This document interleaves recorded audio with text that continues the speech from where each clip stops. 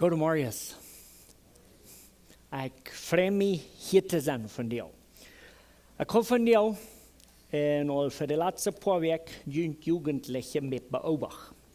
Ik wil je mal een zo interessante retto geven. Weet je wat een retto is? Dat meint uitvorderen. Ik wil je een klein beetje vertellen van mijn school in Paraguay. En de school in Paraguay, dat heet zo de spraak waar we door reden weer Spanisch. Maar we zijn een deel Plautdeutsche, we zijn een deel wat zich te groot uit een Plautdeutsche reden, die proberen een Engels te reden en al zo'n troubles. Maar du werden gesagt in der Schule, wenn wir ein Kranz wir und du einer wir, was nicht verstehen kann, was von der Sprache wir reden, dann müssen wir ab hier mal vertellen, dann müssen wir uns erstmal einig werden, was von der Sprache wir alle können, und dann speziell wir wieder. Ich weiß dort für ihn, dass wir mit dem Kampf mit all das von dort, wir können uns nicht haben wir uns alle. Und nu weet we niet constant, maar we moeten wel top zijn. Maar ik wil je maar uitvorderen. Proef dat maar. Wanneer je een krantje bent, dan zie je kluk genoeg en heb je genoeg lijf overig voor alle eeuwen. Dat je jongen zeggen, en dat krijg je nog wat je vertelt, dat alle mensen metkomen. Wenn dat je zo dom en een krans staan en zich door ascherlijk vallen mee. Vielleicht plüderen in dem Bett über mij, oder vielleicht ohne nicht. En dat je goed anderen. Leert je eerst hoe je een maat treffen. En dan wil je nog veel vatere vreemd zijn als wat je nu zijn. Ik probeer dat te doen. En toen ben ik plottig in de kerk. Maar als we niet ging, ik wil zeggen, weet je, Spanisch wil mijn spraak zijn. En als je dat dan verstaan kan, wie goed, maar niet dan ook. Maar ik geloof, dat wanneer we God gehoorzaam zijn, dan doen we de spraak reden, waar we alle hand stellen. Vind er maar uit, zeg maar wat je met merken kan. Ik freue mich für Sinnerschule im Sinne von, ich had, hoeveel jaar heb ik Sinnerschule gehouden? Vielleicht 4. En ik had deze laatste week, dat eerste Mal, zo'n Erlebnis, wat mij ook maar recht beimschlucken beschäftigt hat. Erst weer schreibt mir in WhatsApp und sagt mir, von was habe ich Sinnerschule und wo ist der Bibeltext, wenn ich will den lesen? Keiner weiß, was das für mich bedeutet.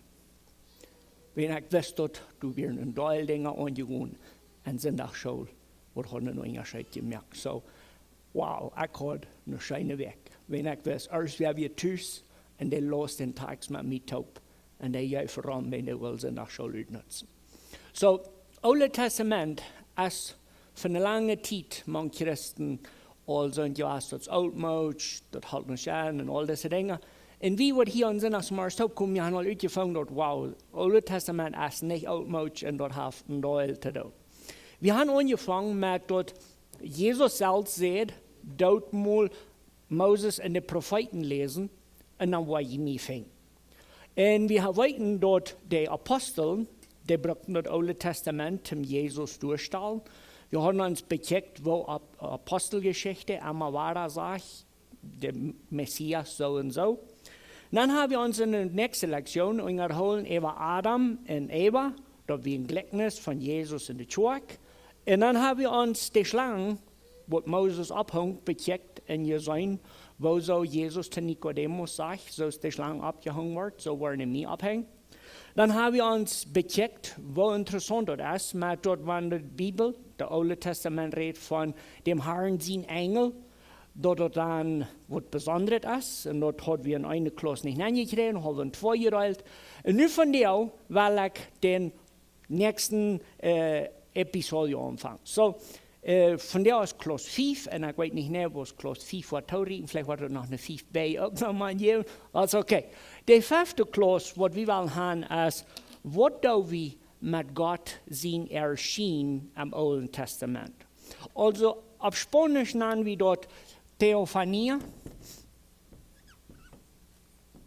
Also Theo, das ist Gott in Erscheinung. Und der wird fertig dann gebraucht am Konzept von Bibelstudium als eine Christophania oder eine Erscheinung von Christus für Jesus geboren wird. Also der Engel vom Herrn hat wir uns bekickt, dass der lässt sich selbst harnen, der lässt sich anbeten, der lässt sich ehren. Und da weiß wir, dass das bloß für Gott allein.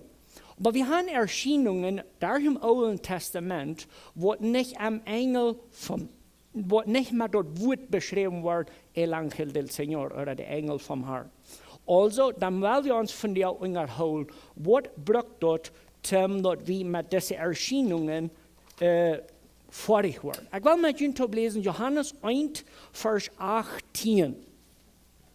So, ich brauche diese Bibel nicht viel, aber von der einmal will ich die brauchen. So, Johannes 1, Vers 18 sagt es dit. Keiner hat Gott jemals gesehen. Der angeborene Sohn, der an dem Vater seine Schuld ist, der hat am offenbart. Also wir als Christen, wir glauben an die Dreieinigkeit Gottes und dadurch haben wir dann Texte im Alten Testament, wo uns mittragen, durch diese Geschichte von, auf was von Art und Weise hat Jesus die Gottheit offenbart. Und das ist mal, was wir uns von der beschaffen wollen. Ich weiß, dass das ein Thema wird vielleicht ein bisschen kontroversiell, mit so, wir können uns über streiten, wenn wir wollen, aber ich finde, dass du bist dann noch genug, dass wir weiten, was alles im Alten Testament angeht, wann Gott verdacht hat. Wir wollen unsere Bibel nu drehen, Johannes Kapitel 12. Johannes 12, du so wir lesen vom Vers 37. Wer immer du willst, der kann hier ein paar Vers lesen. Johannes 12, 37, bis Derch 41. So gut. So, wir wollen von diesen Text nicht nachgehen, von wo so Gott die Menschen blind macht. Wir wollen uns auf den Vers 41 konzentrieren. So, Jesaja, ganz unbedingt redet Johannes hier vom Prophet Jesaja. Dort weit wir, ne? So, dort sagt du buchstäblich, der Prophet Jesaja hat gesagt. Der 41 sagt, das seht Jesaja, weil es heute Jesus seine Herrlichkeit sagt, in von am Red. Okay, wem hat Jesaja gesagt? Okay, so hier ist wo interessant was wenigstens für mich. Jesaja ist der Prophet vom Alten Testament, von babylonischer Gefangenschaft und das ganze Pack, habe ich all gelehrt. Aber hier so im Vers 41 sagt dort, Jesaja, der hat Jesus seine Herrlichkeit gesagt. Dort ist spezifisch, okay? Dort sagt nicht bloß, Jesaja hat Gott seine Herrlichkeit gesehen. Gott würde gewöhnlich dort sagen für die Dreieinigkeit. Hier im Vers 41 schreibt Johannes uns spezifisch. Jesaja hat Jesus seine Herrlichkeit gesehen. Da werden wir aber unbedingt den Text angehen, was hat Jesaja gesehen. So, wir drehen uns nur Jesaja 53, Vers 1. Jesaja 53, Vers 1.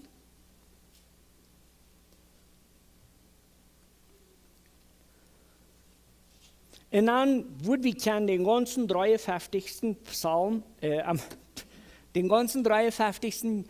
Kapitel von Jesaja lesen. Aber wir wollen bis den ersten Vers, dann wollen wir uns dort jetzt vertellen, wenn den kennen wir, wenn ihr den nicht kennen, dann lest ihr, wenn dort die perfekte Prophetie über Jesus in Lieden, Sterben und vom Tod abstund. Aber Jesaja 53, 1 sagt es dit. Wer wo dort geglaubt haben, was wir gehört haben, wer wo dort angesehen haben, dort der Herr det on Hand hat. Also dort Gott und Hand der Radung hat. Der 53. Jesaja ist dann das ganze Kapitel, wo dort sagt, Jesus wird leiden und all diese Dinge, was wir kennen. Aber dann im Kapitel 6, wir drehen träge an Jesaja 6, und du werden wir uns dann unterholen, die Erscheinung. So, der Kapitel 53 ist bloß, was Jesaja abschrift. Am Kapitel Jesaja 6, du fängen wir die Erscheinung, also wo Jesaja dann diese Begegnung hat mit Gott. So, wer will du so mal lesen? Jesaja 6, Vers 1. Sehr gut. So, wem hat Jesaja gesehen? Dem Herrn, okay? So, nun haben wir hier so handschrieben, dort der Jesaja, Kapitel 6, sagt, dem Herrn. Okay?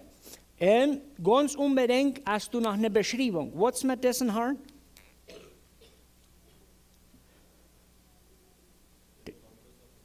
Der sitzt auf dem großartigen Thron. So ganz unbedingt ist dort Gott gemeint. Ja?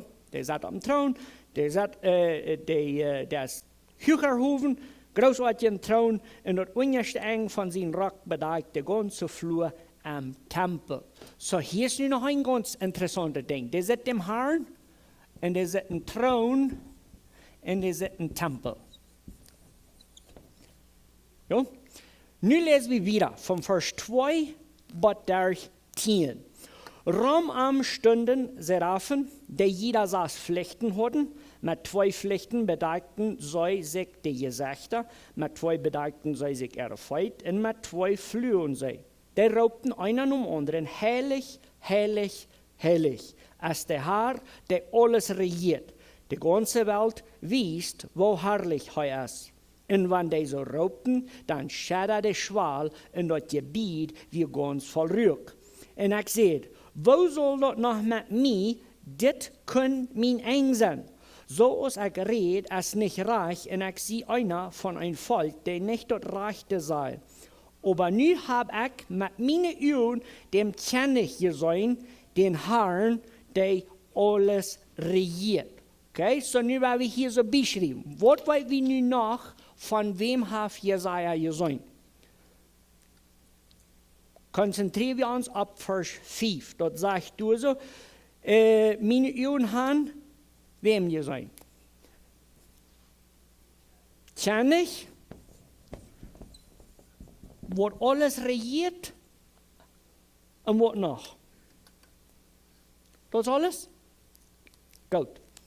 Darf den König sein, der Herr, wo alles regiert. So, da haben wir ein paar mehr Beschreibungen. Ich lese wieder im Vers 6. Dann flog einer von den Seraphen nur mir, und der hat eine Tang an der Hand, und an der Tang hat er ein gleiendes Stück Glut, das er vom Altar genommen hat. Und der schiert mit dort an meine Lappen an und sagt, nu dort dit deine Lappen angeschiert hat, verschwingt deine Schuld von dir, und deine Sünden sind verjährt. Und ich hier dem Herrn wird sagen, er sagt, wem soll ich schicken? Wer wird für uns gehen? Und ich sagt, ich sehe hier, du kannst mich schicken. Und er sagt, gut sei dieses Lied. Je waren nicht einmal weiter hören, aber waren nicht verstehen. Je waren einmal weiter checken, aber nicht Ansicht kriegen. Merk an dort gewassen Stamp und stopp ihre Uhren tau und bedeck ihre Uhren, sodass ihre Uhren nicht sehen kann und die Uhren nicht hören kann. Und ihre gewassen nicht schaffen. Wenn die schaffen würden, würden sie sich anders anstellen und besser werden. So soll sie morgen Vers 9 und 10 durch, als kriegt den Text, was wir in Johannes kurz gelesen haben. Wir weiten dann nu, dort du es noch was mehr. Was ist an diesem Tempel verwickelt, nun Jesaja seine Erfahrung? So, ja gut. So, das Tempel, der hat ein Altar. Gut, so, nu werden wir ein klein bisschen terugwechseln, dann wir los vor. Johannes 1, Vers 18 sagt, Jesaja hat Jesus gesehen. Dort wird angenommen, Neue Testament leicht das Alte Testament aus, also revela. Wenn wir bloß Jesaja lesen, wir haben nicht gehört, dort sagt du Jesus. Ne? Johannes sagt, dort wird Jesus, wem Jesaja sieht. Jesus kriegt hier ein paar so besondere Beschreibungen. Also, dort sagt du, dort ist der Herr, der sitzt auf dem Thron. Aber der Thron ist wie schammert dort wie im Tempel. An dem Tempel ist ein Altar. Und der Herr, wo du ist, dort ist der König, wo alles regiert. Dort merkt diese Erfahrung, was Jesaja hat, sehr bittergewöhnlich. Aber dann fingen wir der andere Seite von Jesaja sein Begegnen. Wo merkt das Jesaja Feuer? Angst. Was sagt Jesaja? Ja, nein. Jesaja sieht seine sämtliche Natur, wann die Herrlichkeit von dessen Haar sieht. Dann passiert du was sehr Besonderes. Sinnenvergebung wird du beschrieben als Sinnenvergebung, aber das passiert mit alles Wort, was mit dessen Altar zu tun hat. Ne? So, du bist ein Engel, der nimmt eine Kuhl vom Altar und schiebt Jesaja an und dann sagt er, deine Sünden sind die vergeben. Und hier ist, wo mir das Alte Testament dann auf einmal wirklich mitredet. Hebräer 9, weil wir uns lesen. Hebräer Kapitel 9. Hebräer 9.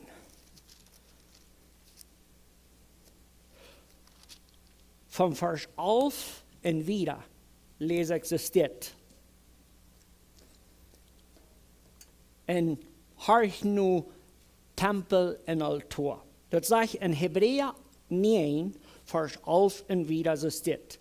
In Christus als hoher Priester, war dort betere gekommen, dort nu al hier ist, durch dort gerade ein vollkommene Zelt, dort meint der Tempel, dort nicht von Menschen gebaut ist und auch nicht von dieser irdischen Welt ist. Er ist auch nicht mit Blut von Kosen oder Chalbe und dort allerheiligste Nenjungen. Er ging mit seinem eigenen Blut ein und für allemal und dort allerheiligste nennen und hat uns eine ewige Rettung verschafft. Wenn dort also wir, dort reine Menschen nur Bütenhand gereinigt werden können, wenn sie mit Blut von Kosen oder Balles und mit der Arsch von einer verbrannten Kuh bespritzt werden, wie viel mehr wird das Blut von Christus, die ohne Fehler wir in sich selbst durch den ewigen Jesus Gott opfert, uns gewassen von der Todgeworfen reinigen und nicht wie dem lebenden Gott dienen. Dort ist, wo am Christus der Vermittler vom neuen Bund geworden ist, dort die von Gott gewählt sind, dort ewige Aufgabe kriegen, dort an versprochen ist, durch Christus sein Tod sind ihre Sünden vergeben, die sie unter das Erste Testament getan haben. Wenn wir den Text von Hebräer 9 überholen mit dem Text von Jesaja 6, dann merken wir, krack dieselbe Geschichte. 100% krack. Du hast ein Altar in dessen Tempel und der Engel, der nimmt eine Kuhl von dir, Sinnenvergebung. Hör mal, was das hier sagt am Vers 13. Wenn das also wir, dort reine Menschen nur Büten haben, gereinigt werden können, wenn sie mit Blut von Kosen oder Balles und mit der Arsch von einer verbrannten Kuh bespritzt werden. Also, das ist Synonym. Du wie eine Kuhl von was im Tempel im Himmel genommen wird, in Jesaja Sinnenvergebung geboten wird. Aber dann fingen wir dort wir nicht bloß so ein Opfer, dort wir nie dort vollkommene Opfer. Und dort ist der himmlische Tempel, wo hier uns vorgestellt wird. Wenn ich mich hineinlud an Jesaja seine Geschichte, und wenn Johannes mir sagt, Jesaja sagt Jesus, dann kann ich das Bild Fan sein. Dann sage ich, wo Jesaja an den Himmel anchecken können, und der sagt allem verrückt, was ich habe ihr noch werden können. Du wenn sie auch einer von denen, der nicht glaubt und der Tod ist schlupen, wenn man bestimmt sind, dann fängt die Ewigkeit an, und die Ewigkeit können uns Verstand nicht nehmen. Und du sind einige Dinge, die wir dann proben zu erklären, mit sagen, der Tod ist am Beschlucken geworden. So, du warst Luther davon reden, aber Jesaja erlebt, der aus der Geschichte vollkommen dort oben. Und Gott verjährt in den Sinn mit dem Arsch von dem Altar, wo Jesus ihn Blut abdrückt. Und du sagst der Hebräerbrief uns dort, Jesus ist uns Priester. Jesus wird nicht der Priester, wo du in das Stoff gesalten anging und du kannst Blut ab, das Versöhnungstag soll abkleckern. Jesus ging um Himmel. Und der Opfer sich. Der gibt sein Blut am Sinnen Vergebung zu durchzustellen, vollkommen ganz. Wann wir Erleuchtungen Theophanias sein am Alten Testament, dann müssen wir die Uhren spitz haben. Aber ich will von dir dann merken, wo habe ich das? Also das Alte Testament hat sehr viel sonst diese Jesaja-Geschichten. Wenn wir Jesaja 6 lesen, dann wird wir ganz genau Jesus wird uns durch fähiggestellt. Aber dort ist ein bisschen, wenn wir einen Schlot haben. Wenn erst wir aber groß mit einem Schlot fingen, dort haupt uns nicht, ne? Ein teuerschlutenen Schlot, Viertel drin, dann hast du bloß 4 Wochen gemerkt. Nur Masse Mensch. Das Alte Testament, Derch fing wie Klumpes, sonst diese Dinge. Und ich nenne das, der Schläd, wird uns Gott offenbart. Der einzige Weg, wo diese Schläd im Alten Testament schaffen, ist, wenn wir den Schlädel haben. Ja? So ein Schlot ohne Schlädel, halb nicht. In dem Alten Testament fing wie so viel sonst das. So, wenn wir einen Schlädel fingen, wow, ich weiß nicht, was dort noch ein Schlädel ist. Aber warum muss ein dort ein Schlädel? So, uns fehlt ein Schlädel, zum das Alte Testament Schlädel abschließen. Und den nenne ich unbedingt Jesus. Und ich habe mir gelehrt, für mich persönlich, wenn ich das Alte Testament lese, und ich am Tag komme, was ich so falsch ist, ich komme nicht mit, dann soll mir dort ein Hängerkopf dann noch einmal klingeln. Fing mal, dass Jesus du nicht nachpasst. Und ich weiß, das ist vielleicht mit interessant gesagt, aber prüf doch mal selbst. Les mal das Alte Testament. Wenn nur was Besonderes passiert, dann frag die bloß mal, ich wundere, was das so mit Jesus zu tun hat. Und dann lese das Neue Testament, dann was ich denke, boom, der Post kriegt. Das ist, was wir hier mit diesem Tag stehen. So, wenn Johannes 1,8 hier sagt, Jesaja redet von Jesus, und wir weiten dort der Rede von Jesaja Kapitel 6, wenn Johannes selbst Schriften forschen haben, dann machen wir nur Jesaja 6 gehen, dann lesen wir den Text. Und dann weiten wir können hören nur die Rede von Jesus, wenn Johannes sagt, wie Jesus. Dann lesen wir den Text und dann sagen wir so, wow. Aber wenn du dann von Opfern, Altoren und all so, was so redest, na, das Neue Testament sagt ja auch, dass Jesus als an den besseren Tempel nennen. Dann passen Puzzle reinkriegt. Dann sei wie Gott im Alten Testament und spezifisch beschrieben, Jesus.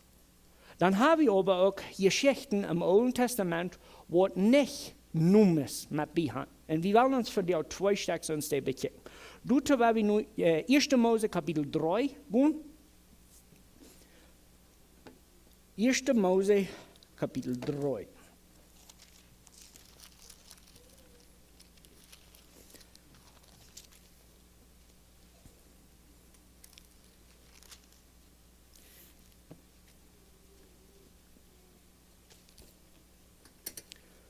So, 1. Mose Kapitel 3.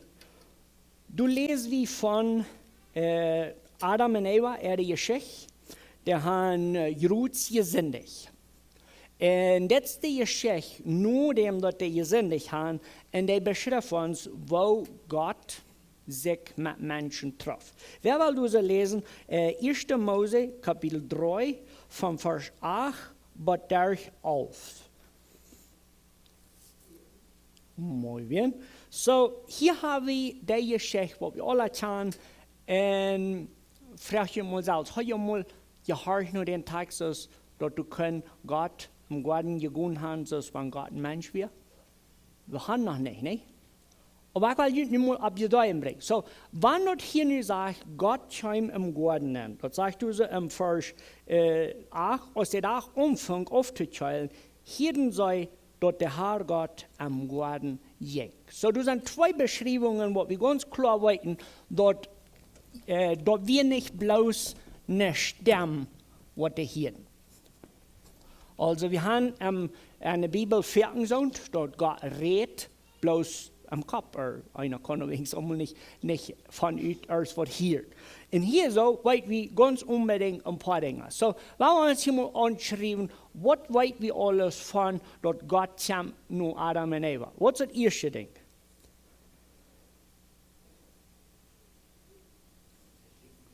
Okay, so, die Hirten Gott.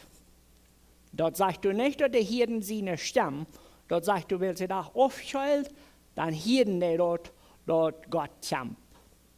Und da würde ich sagen, da können sie eine Fußstoppen hier und vielleicht wird der Bosch so taub gewaschen, dass die Blätter noch rüscheln und die sich da fahren, dort weiß ich nicht. Aber da sage ich auch mal, der Hirten Gott kommt. Was ist das zweite Ding?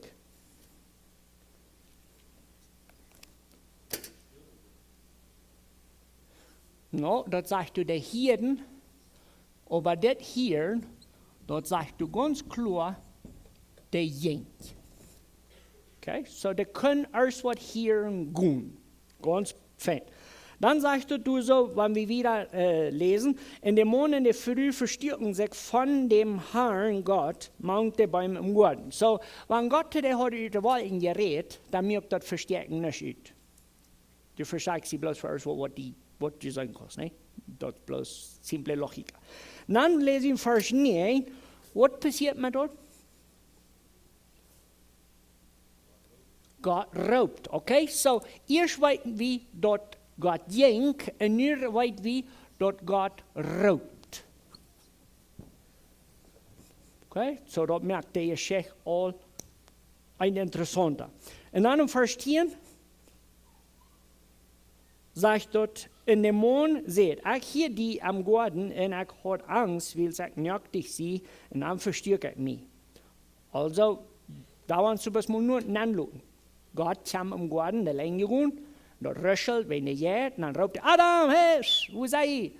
Und dann Adam zat er zu hängen am Mangobaum.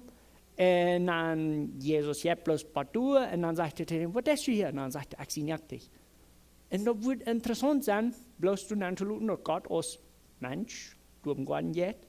Und Adam will nicht nacktig sein. Das ist viel interessanter, als wenn wir bloß so glauben, dass Gott redet von der Buben in der Wald. Aber wir wollen noch wieder lesen.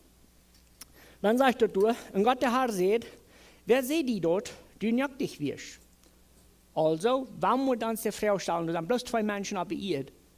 Und Gott kam am Garten angegangen und sagte, hey, du Adam und du Eva, wer noch hat jemand angewählt, dass die nacktig sind?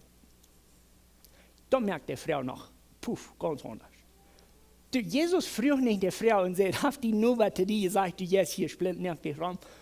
Da wird eine Frau wird nicht eine Antwort brauchen. Jesus, Gott weiß, was angegangen wird. Da haben sie sich versündigt.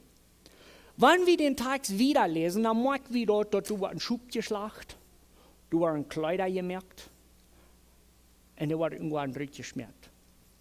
Der Geschichte war lebendig an dem Moment, wo wir uns lernen zu horchen, auf was von der Art und Weise kommt Gott auf die Welt für den Tag. Wenn wir nun noch einmal Johannes 1, Vers 18 lesen, wo das sagt, Jesus offenbart uns Gott, dann würden wir so denken, kann das sein, dass wir auf einmal das ganze Alte Testament gelesen haben, wir haben so viel verpasst, wenn wir nicht gehört, nur wo kommt Gott für den Tag. Dann drehen wir unsere Geschichte, nur 1. Mose 32. 1. Mose 32.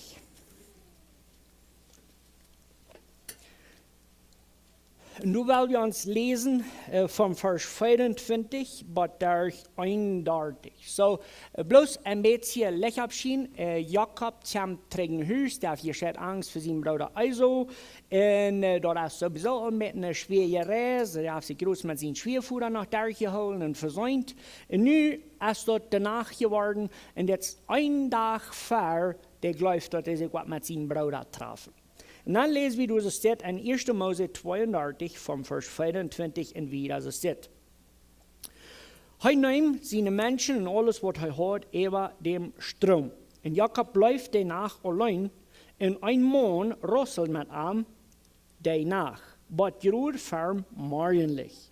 Als der Mann ansah, dass er Jakob nicht durchkriegt, schier er ihm an der Hof an, dort ihm der Hof beim Rasseln verwreckt.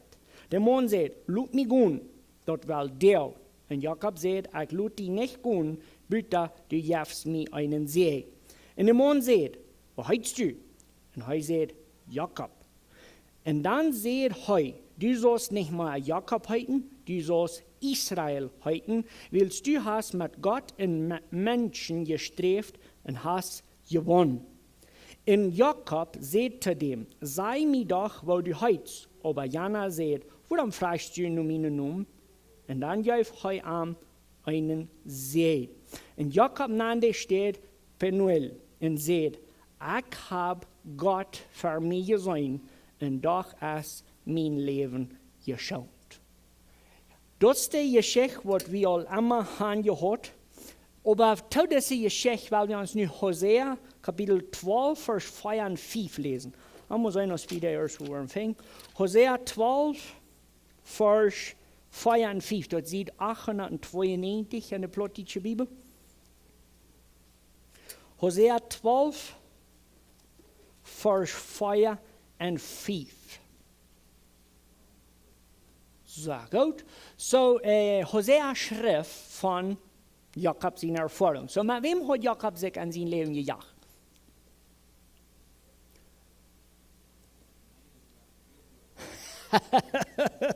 Mit den Engeln und mit den Schwierführern. So gut. So, nu trägt nur 1. Mose 32. Und dann sagt er so im Vers 29, du sollst nicht mal Jakob heuten, du sollst Israel heuten, willst du hast die mit Gott und mit Menschen gestrebt und hast gewonnen. So, wer ist der Mensch und wer ist der Gott?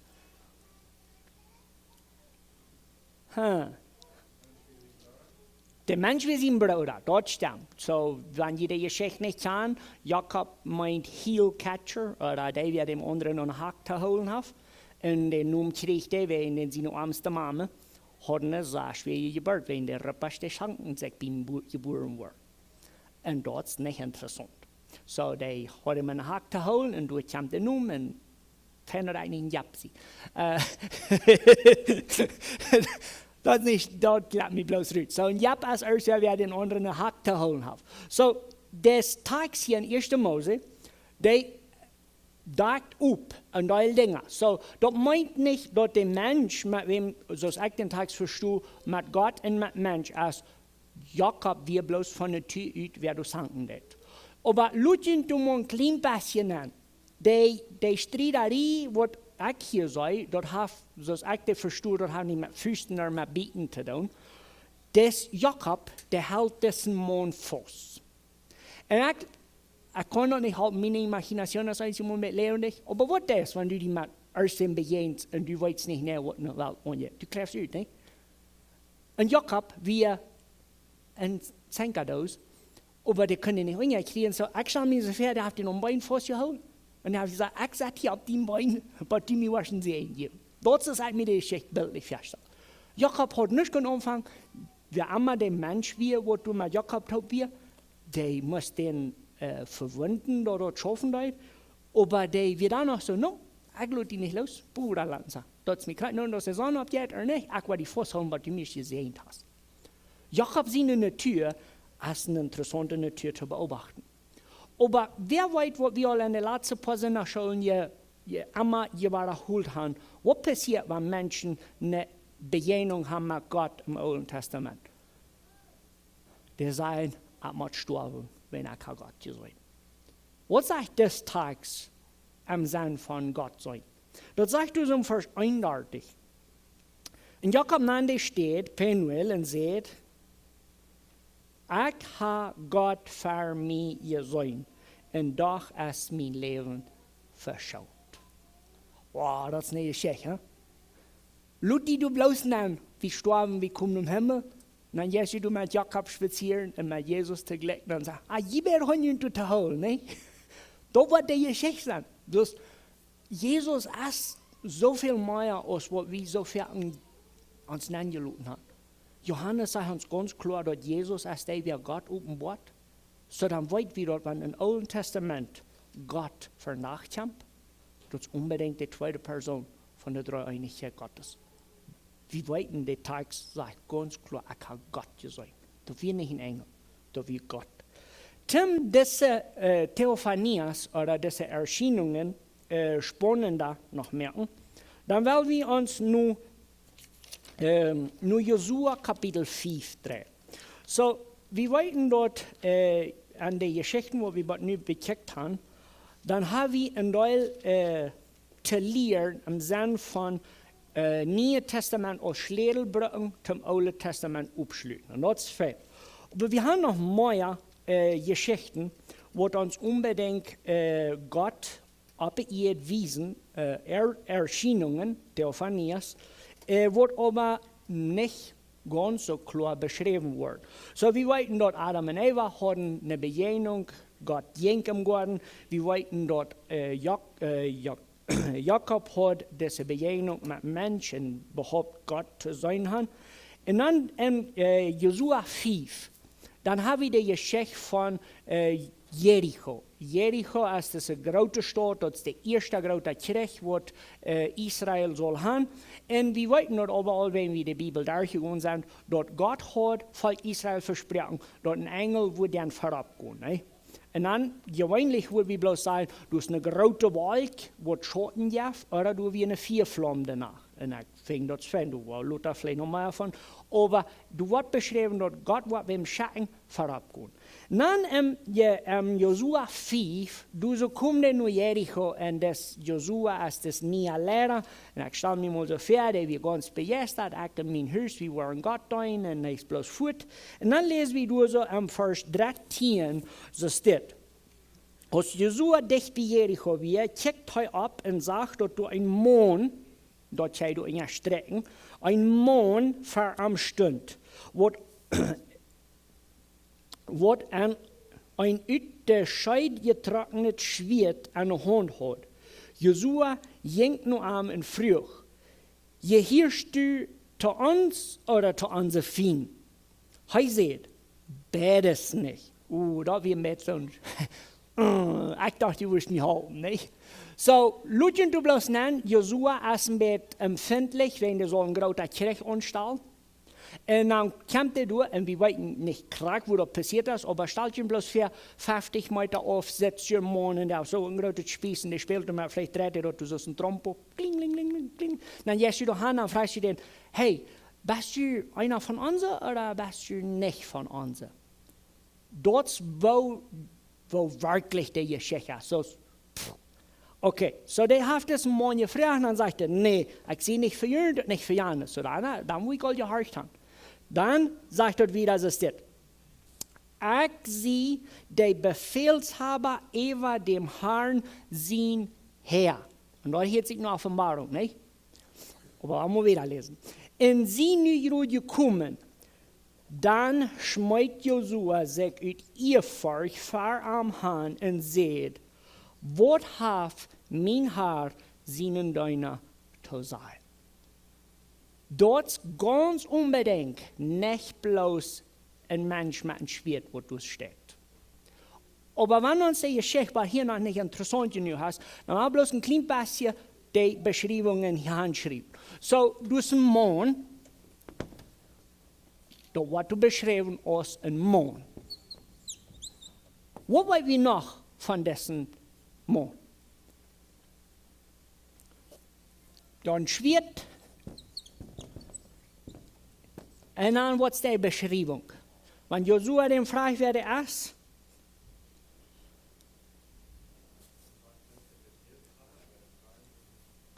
Herrn, sein Herr. Okay? So, ab Spanisch, Comandante de los Ejércitos. Das ist der, wer Gott sein Armee ordert. Das ist ein Titel, ein nicht bloß ein einfacher Titel. Dann, weit wie dort Josua schmidt sich auf ihr Hand, wenn der weit, der sich, das ist nicht bloß ein Mann. Der schmidt sich in ihr Hand und dann sagt er, wer soll nu zu arm sein? Was hat mein Herr seinen Diener zu sagen? Okay, so, nu kriegt er unbedingt nach dem Titel, mein Herr. Dann sehe ich all gespannt, okay, was geht hier alles an? Aber dann sagt du wieder am Vers 15, dann sehe der Befehlshaber über dem Herrn sein Herr zu Josua. Was sagt er? Darf ich mich anbeten, lege ich nicht auf den Flur für mich, flotter nicht ganz so sehr?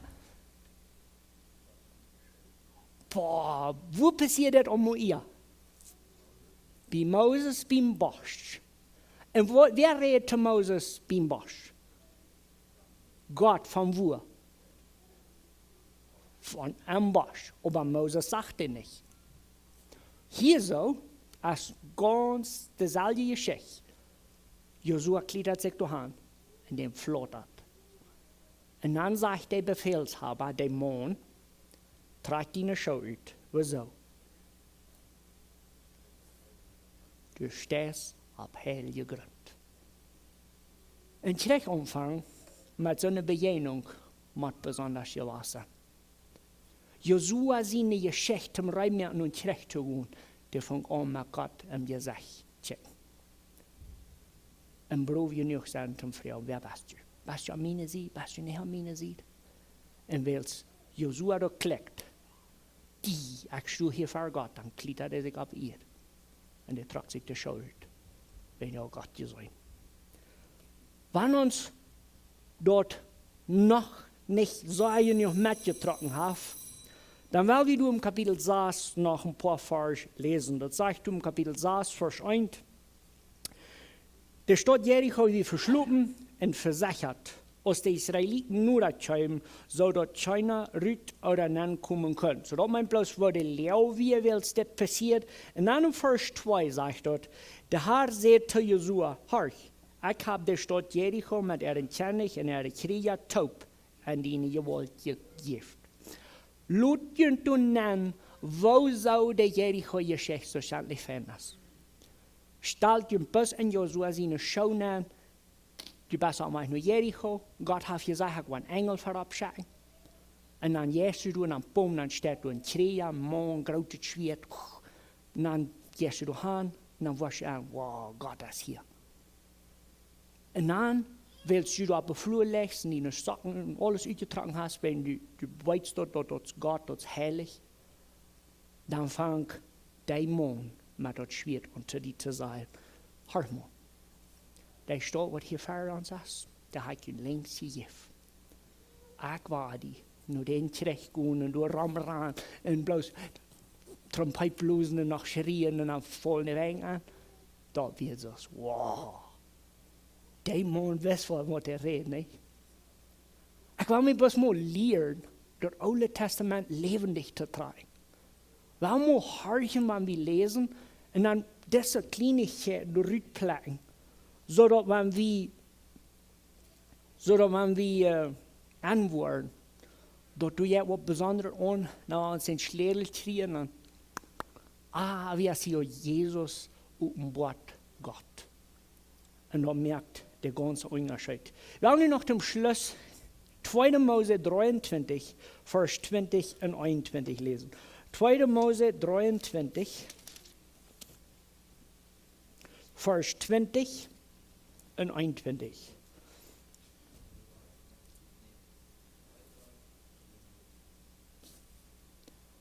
Von wem redet du? Von dem Mann, was Josua begegnet hat. Gott versprach Moses auf dem Berg und sagt, gut, ich will meinen Engel verabschieden. Und dann will Josua sich mit ihm begegnen. Dann wollen wir an, das ist nicht bloß ein Engel. Das ist Gott, was sich tut im Wort. Wenn wir diesen Schlägel brücken, hier ist das. Dann müssen wir ein Ding ganz klarstellen. Der Unterschied zwischen einem Engel, der vandaag kommt, und Gott, der vandaag kommt, ist die Anbetung. Wir werden in der Bibel genug Beispiele noch finden von zum Beispiel Johannes in Offenbarung 19, fällt der Doel für diesen Engel und will ihn anbeten, und was passiert dann? Dann nimmt der Engel den und sagt, du musst schwimmen ab. Ich sehe auch bloß Gott sein Deiner.